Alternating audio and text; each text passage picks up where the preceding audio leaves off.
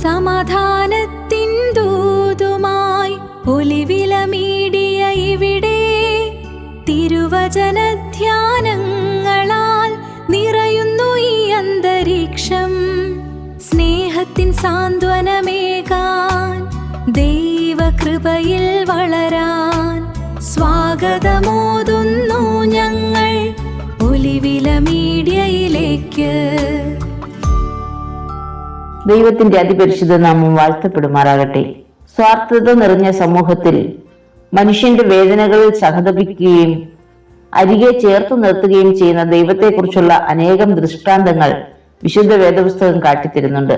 ഒരുപക്ഷെ മനുഷ്യൻ അതിനെ മറന്നു കളഞ്ഞാലും മാറ്റമില്ലാത്ത ആ ദൈവസ്നേഹവും അളവറ്റ കരുണയും തന്റെ അരികിലെത്തുന്നവർക്ക് അവൻ നൽകുന്നു. അകൃത്യം ക്ഷമിക്കുകയും തന്റെ അവകാശത്തിൽ ശേഷിപ്പുള്ളവരോട് അതിക്രമം മോചിക്കുകയും ചെയ്യുന്ന നിന്നോട് സമനായ ദൈവം ആരുള്ളൂ എന്നാണ് മീഖ പ്രവാചകൻ ചോദിക്കുന്നത്. മാത്രമല്ല, അവരുടെ പാപങ്ങളെയൊക്കെയും നീ സമുദ്രത്തിന്റെ ആഴത്തിൽ ഇട്ടുകളയും എന്നും പ്രവാചകൻ പറയുന്നു. നമ്മുടെ പാപങ്ങൾക്കും അകൃത്യങ്ങൾക്കും പകരമായി തന്റെ കാരുണ്യം പകരുകയും മനുഷ്യന്റെ സകല അനുഭവങ്ങളിലും കൂടെ ഇരിക്കുകയും ചെയ്യുന്ന ആ ദൈവത്തെയാണ് യേശുക്രിസ്തു ക്രൂശിലൂടെ ലോകത്തിനു മുൻപിൽ വെളിപ്പെടുത്തിയത്. കുരിശ് കൃപയുടെ സാക്ഷാത്കാരം എന്നതാണ് ഇന്നത്തെ ധ്യാന ചിന്ത. അതിനാധാരമായി നിശ്ചയിക്കപ്പെട്ടിരിക്കുന്ന വിശുദ്ധ മർക്കോസ് എഴുതിയ സുവിശേഷം 10-ാം അധ്യായം 46 മുതൽ 52 വരെയുള്ള വേദഭാഗത്ത് അന്ധനായ ബർത്തിമായിക്ക് യേശു കാഴ്ച നൽകിയതിന്റെ വിവരണമാണുള്ളത്.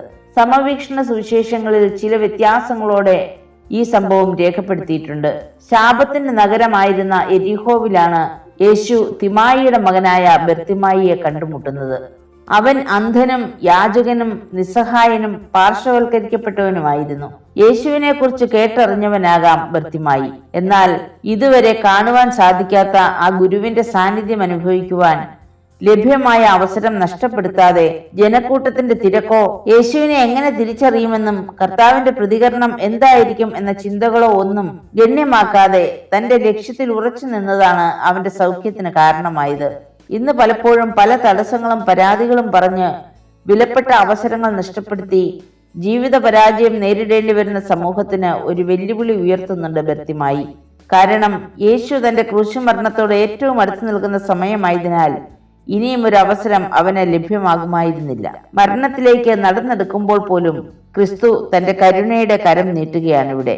യേശുവെ ദാവീദ് പുത്ര എന്ന സംബോധന ആ അന്ധയാചകന്റെ വിശ്വാസ പ്രമാണമായിരുന്നു എന്ന് പറയാം.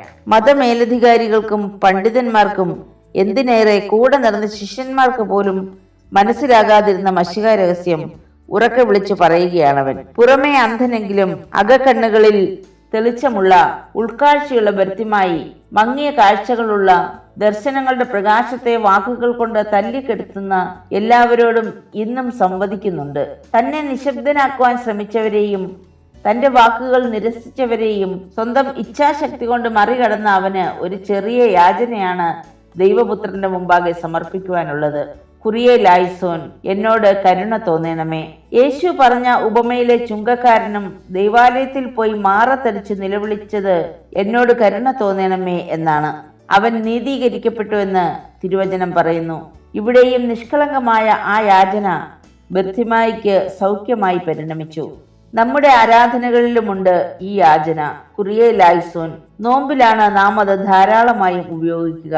ഈ ചെറിയ പ്രാർത്ഥനയോടെ കുമ്പിടുമ്പോൾ നിഷ്കളങ്കമായ ഹൃദയത്തോടെയും ഉൾക്കാഴ്ചയോടെയുമാണോ നാം കുറിയെ ലായ്സോൻ എന്ന് ചൊല്ലുന്നത് എന്നത് ഓരോരുത്തരുടെയും ചിന്തയ്ക്ക് വിടുന്നു. തന്റെ യാചനയ്ക്ക് മുൻപിൽ നിന്ന് തന്നെ വിളിച്ച് ഞാൻ നിനക്ക് എന്ത് ചെയ്തു തരണമെന്ന് നീ ഇച്ഛിക്കുന്നുവെന്ന് ചോദിച്ച കർത്താവിന് മുൻപിൽ മറ്റ് സാധാരണ യാചകരെ പോലെ നാണയത്തുട്ടുകളോ ഭൗതിക നേട്ടങ്ങളോ ഒന്നുമല്ല അവൻ ആവശ്യപ്പെട്ടത്.